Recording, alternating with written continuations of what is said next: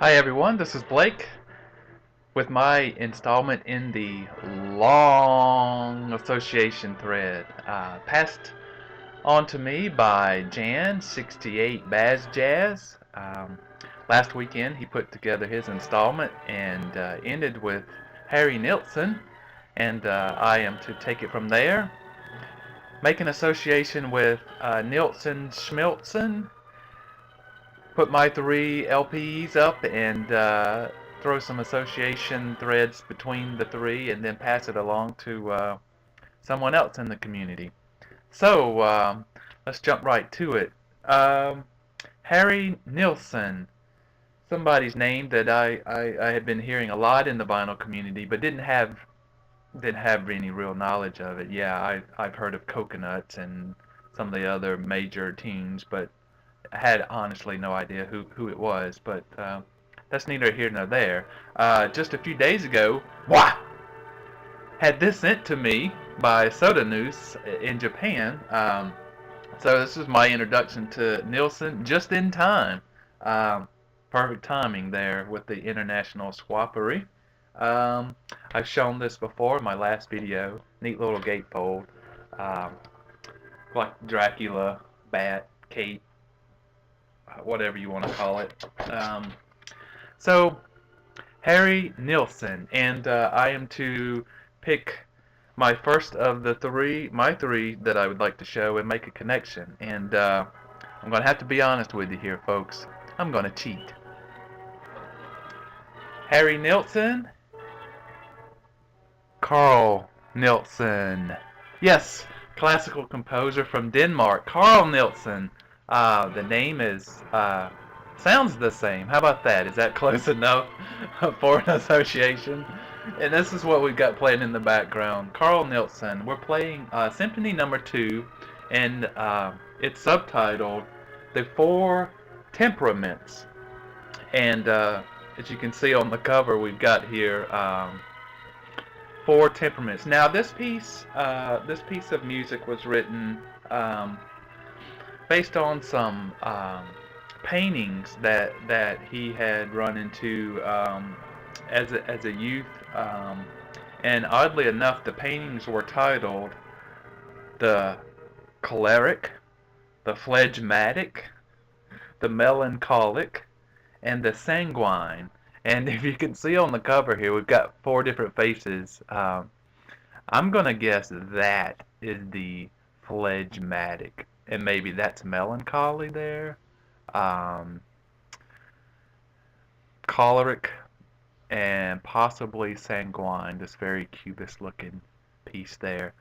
Very interesting cover. I have to be honest with you, I'm not very familiar with late romantic, early modern music, and to me Nilsson falls on that line. So yes, I'm familiar with his name, and I always pick it up when I'm out and about shopping and I see it, because it's not very often you get to see recorded Carl Nilsson work. So I do pick it up. I listen to it, but I don't know enough that I can really educate you on it. But I will say a few things about his life that I studied right before making this video. Like I said earlier, he was a romantic composer from Denmark, and I think he's now kind of a cultural hero there. Apparently it took a while for him to become that. But he died in 1931, born in 1865. He was heavily influenced by Brahms, and I've read that people often find a lot of references to Brahmian style of music composing in his work. He, because he kind of bordered the music turning towards modernism. He wasn't very fond of modern music, but you can actually start finding pieces of modern music in his work. And he was he was a humorist of sorts, in that you can find some humor in his work, including in one of his symphonies, I think his 5th one, his horns mimicking flatulence, I guess kind of poking fun at the modernist movement Um, but then, I guess that tends to happen when folks are straddling a big change in music. Some people really grasp onto it because that's where they want to go with it, and some want to hold on to the past because that's what they're comfortable in. And maybe this was the case for Nilsson. Um, so that's my first. We go from Harry Nilsson to Carl Nilsson, and this is Symphony Number 2, the four temperaments: the choleric, the phlegmatic, the melancholic, and the sanguine. Each piece has a movement. I guess dedicated to that particular painting. Now, if you remember, Modest Mussorgsky also did a piece that dealt with paintings that he had seen on exhibition. Does this ring a bell? Pictures at exhibition. You who did, ELO Electrolyte Art? No, Emerson Lake and Palmer. Excuse me. Sorry. Also did. A live version of the pictures at exhibition, which is pretty cool. Maybe we'll get to that one day. So, going from this to my next record, the association will be Columbia. This was a Columbia release, a Columbia Masterworks release, and I know where I want to go for my third, and I had to dig hard to find this association. So, I'm going to cheat. Columbia Masterworks, and here we have Boulez and Stockhausen.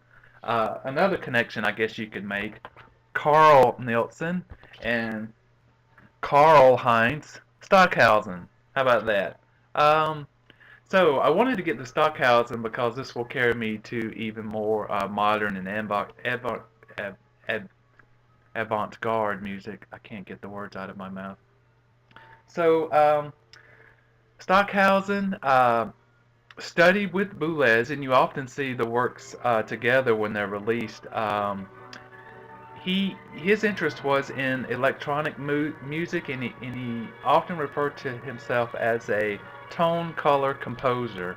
Um, you can often find some spiritualness in his music, although it, it'd be hard pressed to try to map particular portions of his music to any particular ideology. But this very quickly is just a jump from my Carl Nilsson to my next piece via the name Carl and the Columbia Masterworks label. I guess I should try to play something. Let me see if I can drop something really quick here.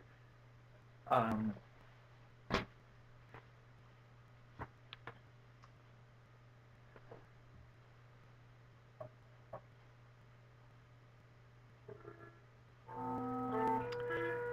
so this is Zeitmess woodwinds piece, four woodwinds, I believe, four woodwinds, for five woodwinds, excuse me. Very modern, avant-garde. I'll let you listen to some of it.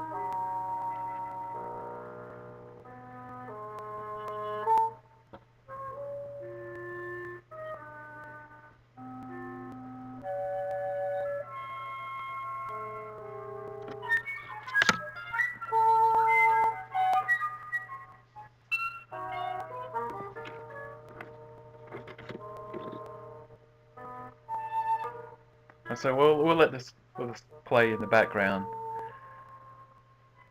My connection here from my second piece, conducted by Robert Kraft. Robert Kraft is an American conductor and writer. He was very interested in serialism early on in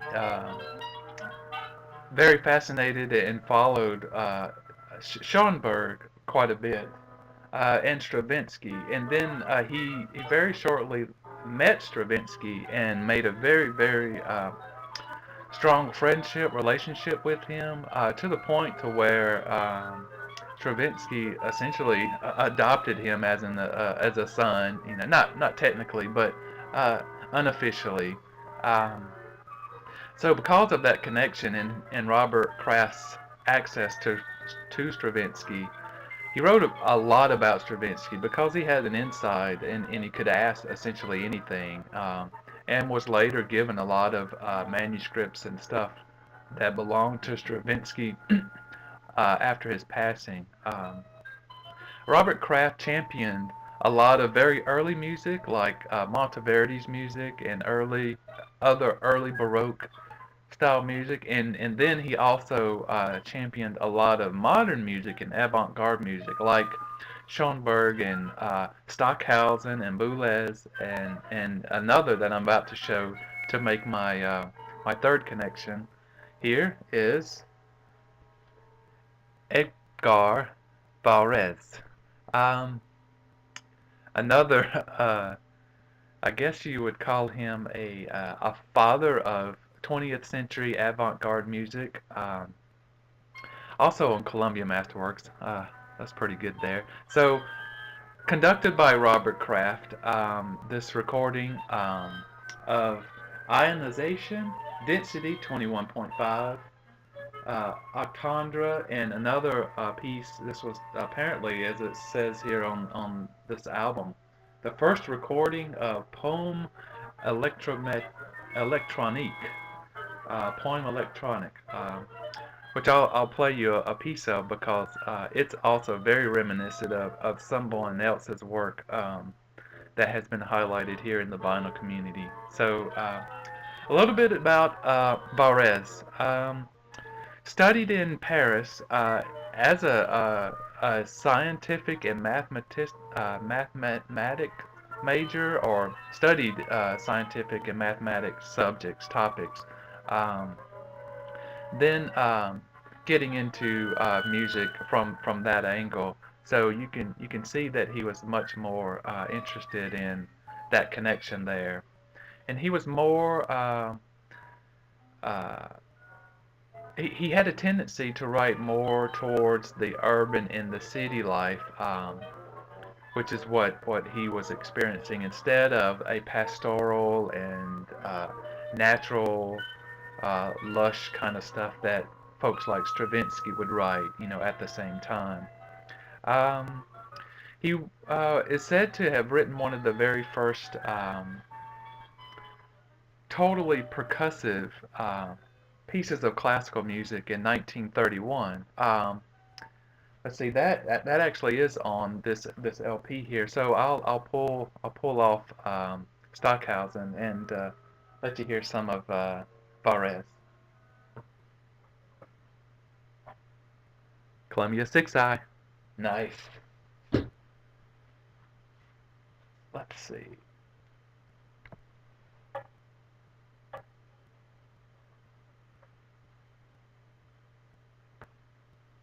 So this is called Ionization, written or composed in 1931. Again, said to be the first purely percussive um, works in Western classical music.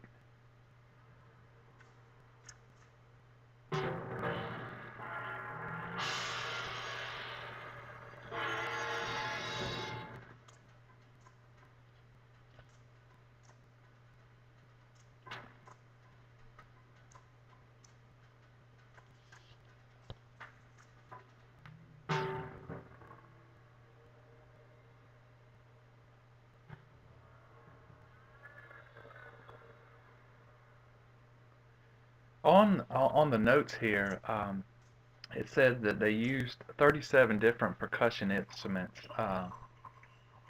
13 people are performing it. Um, I think it doesn't say here, but I think it lasts, I don't know, maybe 7 or 8 minutes.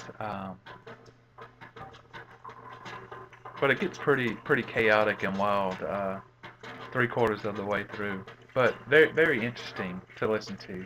But what I want you to hear is something that you might have heard some similarities to in uh, somebody like, I don't know, maybe Klaus Schulze.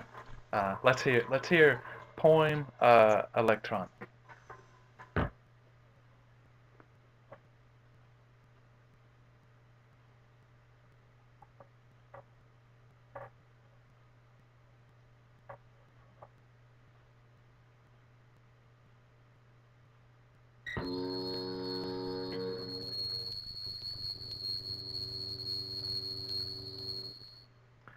So this was written for the Brussels World Fair in 1958. Um, Poem electronic. Said, according to the notes here, was performed over 400 loudspeakers um, for quite a long time, and associated with some video that wasn't actually in sync with the music, but they were just played together. So it's quite quite a piece of work here, electronic work.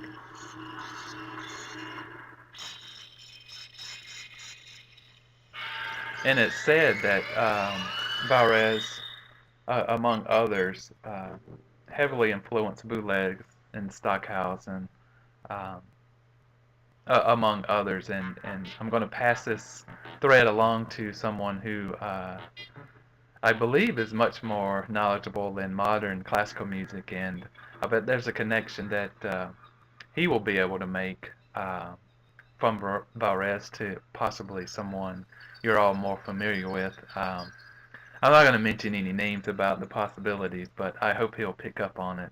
And that person will be Teddy, Vinyliciousness. I haven't seen him in the long association thread, so I'm going to pass this along to Teddy and see where he can carry it. I think he'll be a very good one because he'll take this modern and avant-garde classical work and possibly dabble it back into some to some music that you're more familiar with. So we'll see. So that's my portion of the long association thread, and I hope it suffices. It's been very interesting following the different connections being made. So to wrap, Harry Nilsson, 68 Baz Jazz ended with Harry Nilsson's Nilsson Smiltson, and I make the connection to Carl Nilsson, classical composer from Denmark. And then from there, you toying on the name Carl, and also the fact that it was a Columbia Masterworks label, Karl Heinz Stockhausen. And then from that, this piece conducted by Robert Kraft. Go from Robert Kraft's another piece conducted by Robert Kraft to Edgar Varese. So there you have it. Hope this was interesting and entertaining. If not, sorry. All right, so have fun, guys, and we'll see you around. Take care. Bye-bye.